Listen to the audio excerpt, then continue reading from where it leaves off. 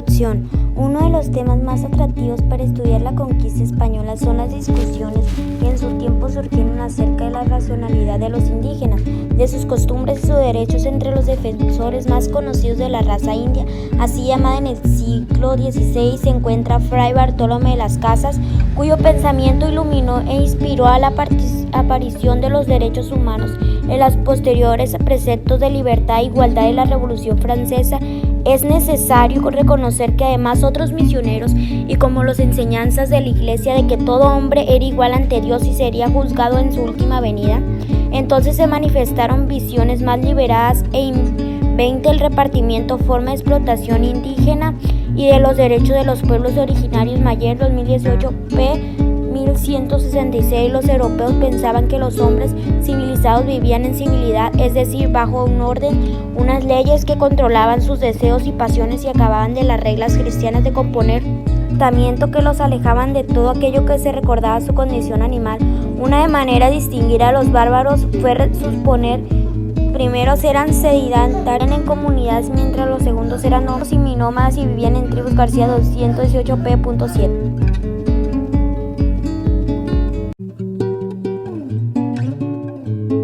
Sprinkle it with dew, cover it in chocolate and a miracle or two. The Candyman.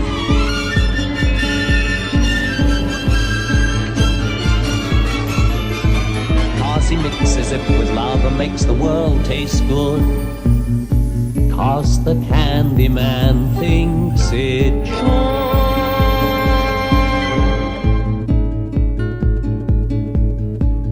La discusión central entre Fray Bartolomé en las Casas de Juan Gines de Supervida respecto a los indios Bartolomé de Clase de 1484-1566, Fray dominico español, cronista, historiador, filósofo, teólogo, jurista y observador de Chiapas.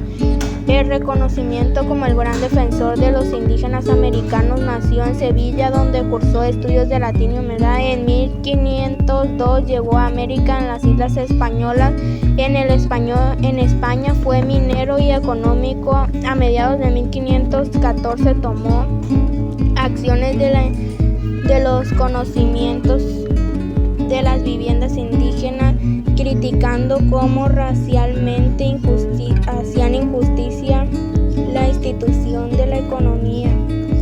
Considera a los indios con los únicos indígenas durante el Nuevo Mundo. Su vida fue un compromiso en la dignidad de los hombres, la libertad, la justicia, la paz. Hace 15 años imaginó y deseó para un nuevo mundo otros caminos y otras. Reafirmó una y otra vez la humildad y el inicio, la relación, la dignidad, la libertad, el derecho de las tierras y a sus tesoros. En su cultura determina cómo fue gracias del 2008.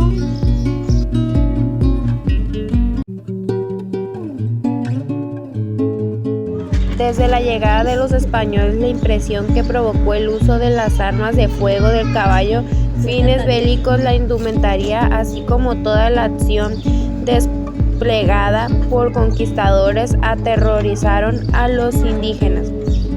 En buena medida, los éxitos de sus primeras campañas se deben a la confusión en la que entraron las poblaciones nativas.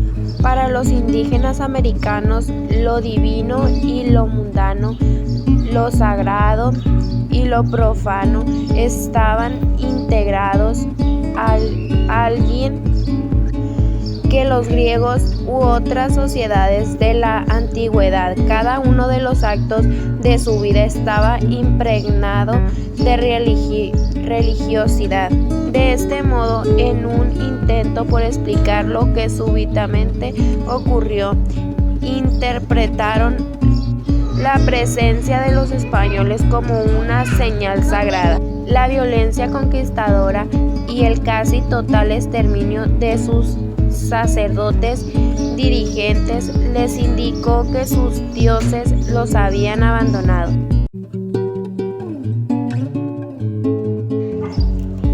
Durante el siglo XVI los españoles trataron de congregar a las comunidades indígenas que estaban dispersas por todo el territorio mesoamericano.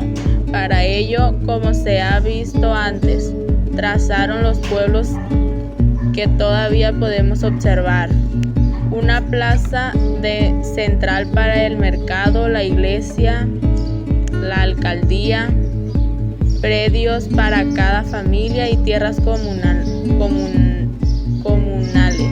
Hacia 1570, cuando entre 80 y 90% de las poblaciones indígenas americanos construyeron tesoros envenenados para el Imperio Español, ya que a través de la piratería, el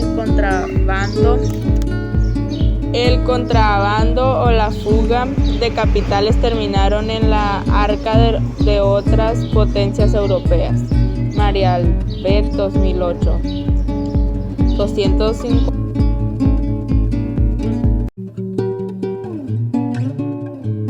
En un kiosco, en un bar, en el living.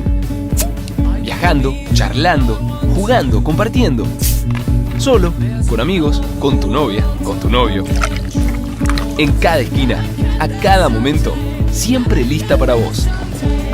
En cada esquina tenés una oportunidad para disfrutar tu Coca-Cola. Siempre fría, siempre a mano. Destapá una Coca-Cola. Destapá felicidad.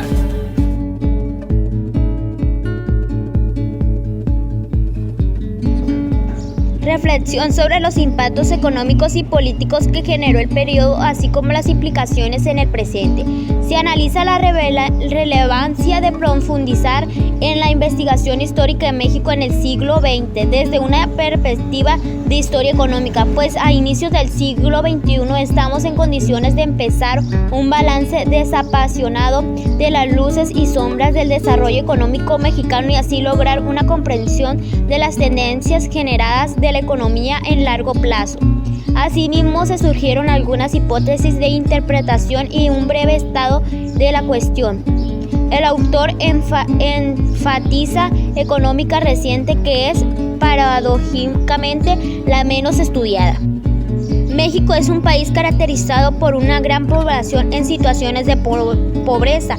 Hoy en día aproximadamente 1 de cada 2 mexicanos viven en esta condición y 1 de cada 10 vive en pobreza extrema. Desafortunadamente, esta situación parece ser una condición estructural que se ha venido acumulando y aquilosando a nuestra sociedad y de la cual parece difícil escapar. Adicionalmente, los resultados de un estudiante reciente muestran que 75% de la población mexicana ha estado en condición de pobreza al menos una vez en los últimos 12 años.